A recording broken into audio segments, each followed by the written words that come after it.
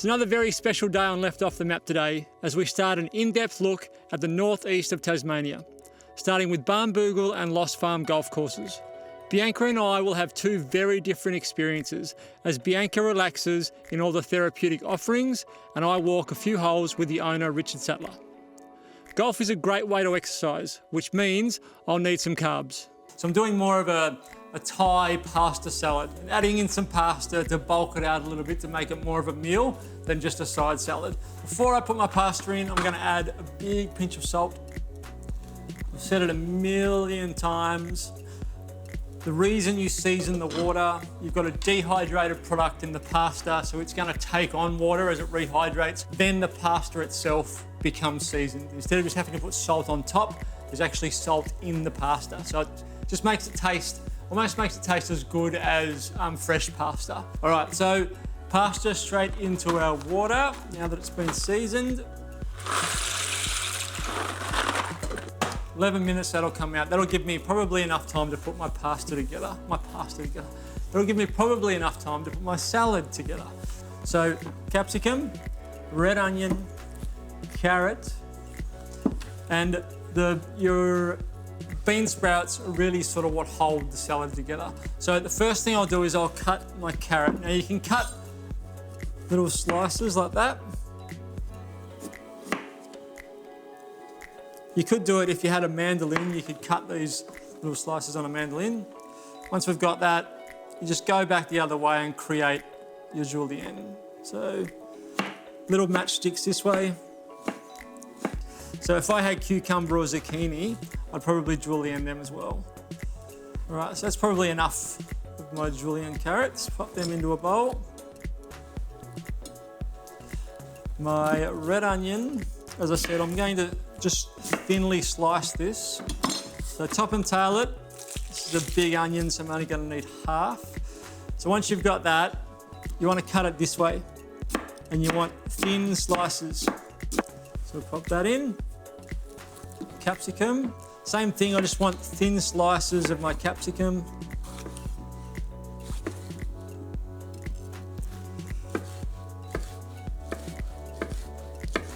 Like so, and then the last thing that's going to go in, if you're like me and you like chili, I'm going to put chili rounds in. If you don't like chili, then you're going to end up, you'll julienne your chili. You'll take the seeds out and you'll julienne it. And chili and then some cherry tomatoes, which I'm just going to halve. Depending on the size of the cherry tomatoes, I'll halve or I'll quarter them and pop those in. And that thing I said, which really does create, enables the dressing to stick to the salad, is the bean sprouts. And then finally, once I've got all that done, I'm going to add some peanuts just for some crunch and some texture.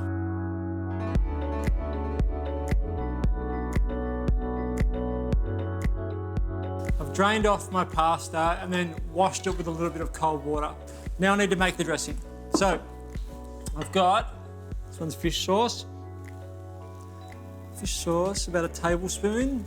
Soy sauce, about the same. A small amount of sesame oil, so I only want probably not a lot. Sesame oil is really, really, really strong, so you don't need a huge amount of it. Some fresh ginger, I'm just gonna dice it. So, same way that you would dice an onion. So make those little incisions that way and run your knife through and then back the other way. And fresh ginger just gives it it gives it a great ginger flavour. But I find fresh ginger always lifts or freshens whatever it is whatever dressing that it is that you're making. And once I've got my garlic in there, the juice of 2 limes and some oil, and then I'm going to taste to see if I've got the balance right. The main thing I'm going to be looking for is there enough citrus? Do I have enough lime juice in there? Right. I may need a little bit of salt in there, but I'm not going to put any in at the moment because I've got the fish sauce and the soy sauce, which are both very salty. But there's a lot of salad there. There'll be a lot of pasta, so I probably will need a little pinch of salt, but we'll see. So I'll add my oil now.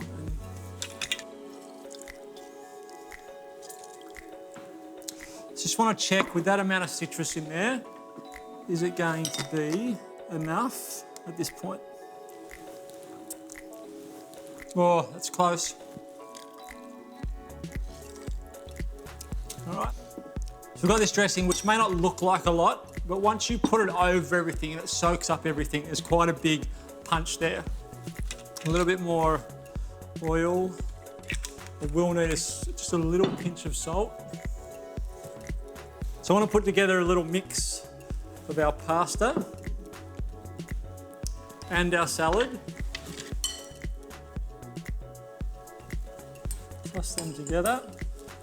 The salads come together really nice. I can see all those little peanuts, those little crunchy jewels, which are going to be great.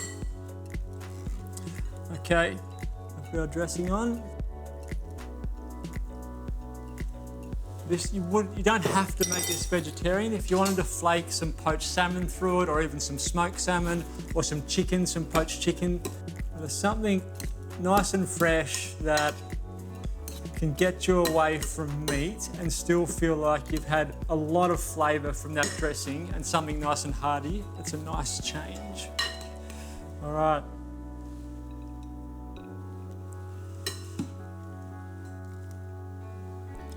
You can see how all those finely chopped vegetables, whether it be the carrot, the onion, or those bean sprouts, sort of the amount of dressing we put in there, and there's only a tiny amount of it at the bottom because everything, the way we cut everything and the pasta we chose has sucked all of that dressing up. There we go. As a sort of a base to start with and a meal on its own, it's a really hearty, really fresh, really healthy dish that I think that when you eat it, you're gonna feel so much better at the end of it if you have it this way and don't worry too much about the protein. Now it's time to head north and slightly east of here, as Bianca and I spend 2 very different days at Barnbougle and Lost Farm Golf Course.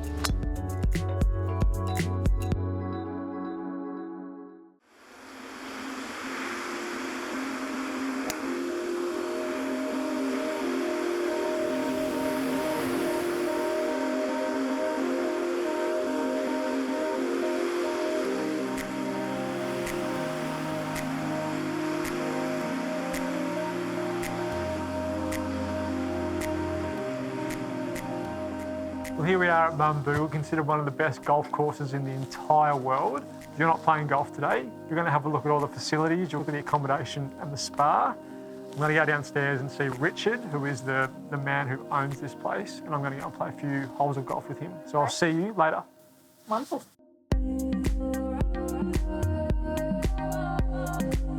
Ben, how are you? Good, mate, how are you? Great to see you back again. Thank you. Oh, I love being back here. How did you end up having 2 golf courses in the middle of the sand dunes just outside of Bridport? How does that happen? Well, I look at it and say not being a golfer, it was a business opportunity. It was put to me and... So you weren't a golfer? Not a golfer, no. Really?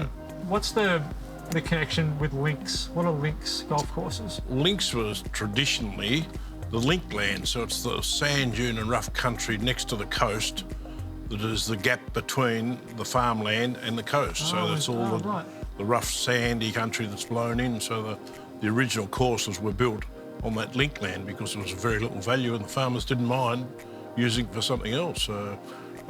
Things like bunkers were originally blowouts in the sand dunes. Everything was very natural, and that's why that's all the golf in its original state, and that's why it's so popular.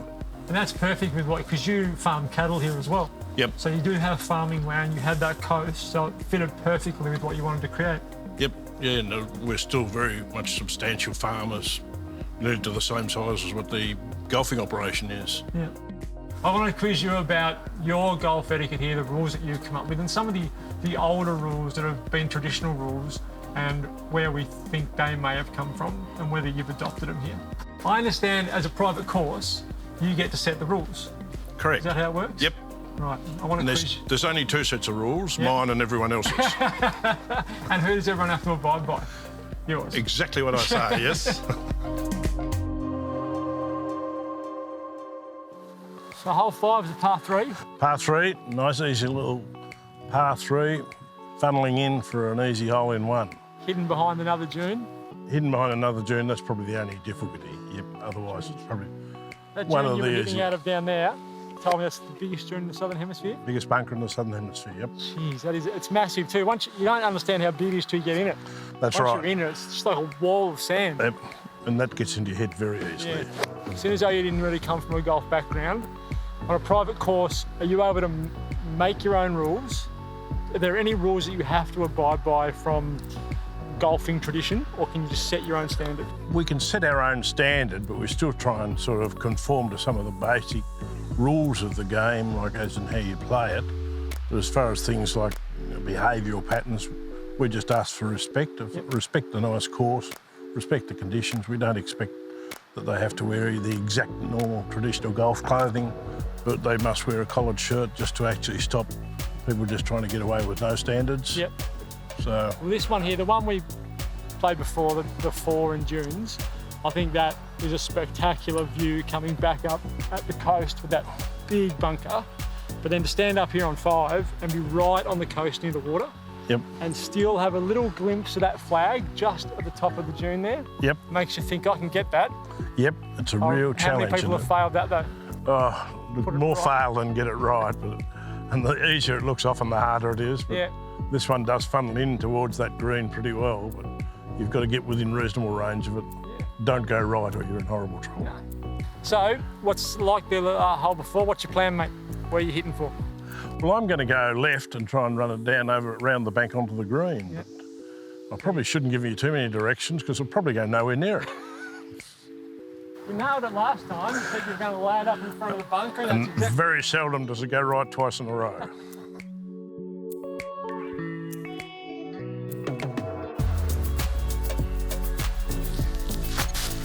Oh!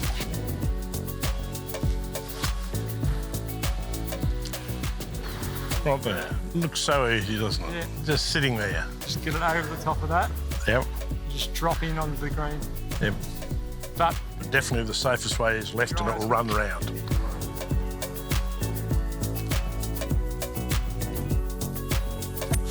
oh,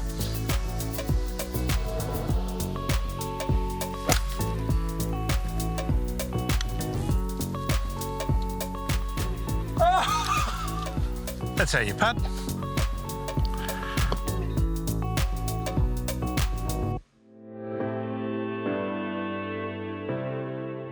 While Ben got to play golf, I got to have a very relaxing experience at the spa, nestled up on the top of the dunes. I got to have an hour in the spa overlooking the water, which was beautiful, glass of Tasmanian bubbles. Then moved into a really lovely massage in the spa area, and then finished with a lovely cup of tea, all whilst looking over the amazing view of the beach and the dunes. We just checked into our amazing accommodation, one of the villas past the clubhouse, again overlooking the beautiful view of the beach and the dunes, looking out onto the water. The villas have great space for up to 2 couples. There's 2 bedrooms, one with an ensuite, another great bathroom, kitchenette, laundry, a couple of balconies and plenty of parking. And just check out this view.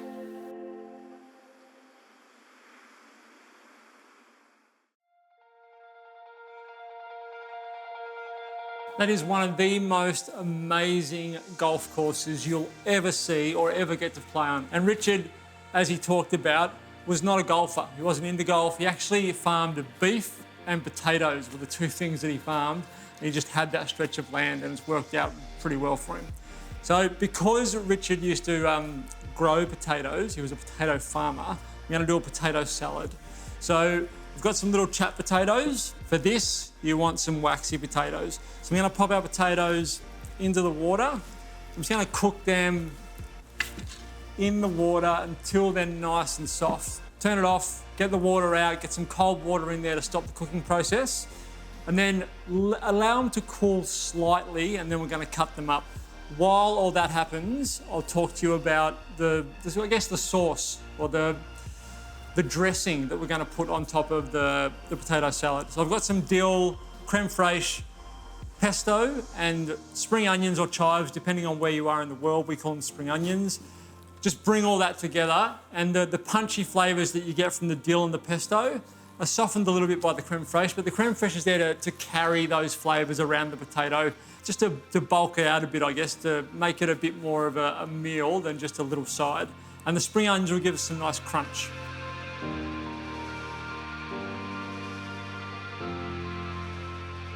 Potatoes have been on the boil for about 15-20 minutes. And then once you've got your hot water out, just cover it with a bit of cold water. Just to stop that cooking process. That water will warm up a little bit, but it's not going to get up around 70 to 80 degrees, which is going to cause it to keep cooking. Going to let that cool slightly before I start cutting them, and I'll start to put together the pieces I need for my dressing. I love dill with potatoes.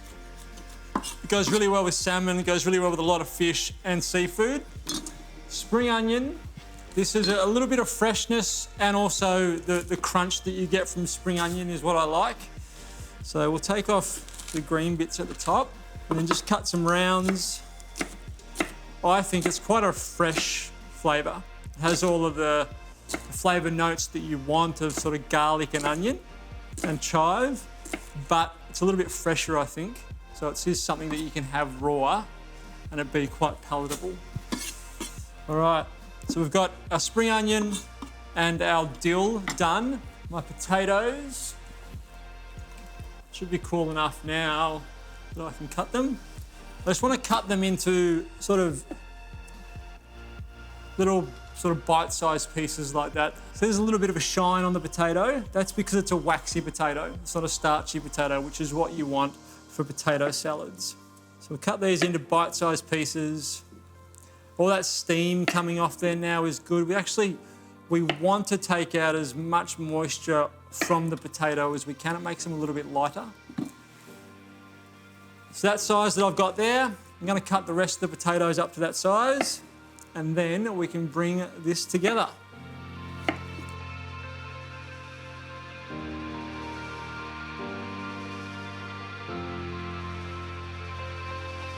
My potatoes have all been cut, they've stopped steaming, so I'll pop them into a bowl. Pop my dill and spring onion in on top of that. The last two ingredients that have to go in is our pesto, and this really is to give it a bit of bang with flavour. Pesto is really intense. It's an intensified flavour, so this will really drive home sort of that, or that basil, pine nut, oil flavours that we want. I just want to stir that in. And then the creme fraiche is really, like I said before, it's to carry those flavours and coat everything. So it's an additional, it's an extra that you could probably just serve this little potato salad like that with the pesto, the spring onions, the dill and the potatoes, and it would be absolutely fine. I mean, that would be a great little salad to have. But I think the creme fraiche, you don't need a lot of it. I think it just rounds the dish out a bit.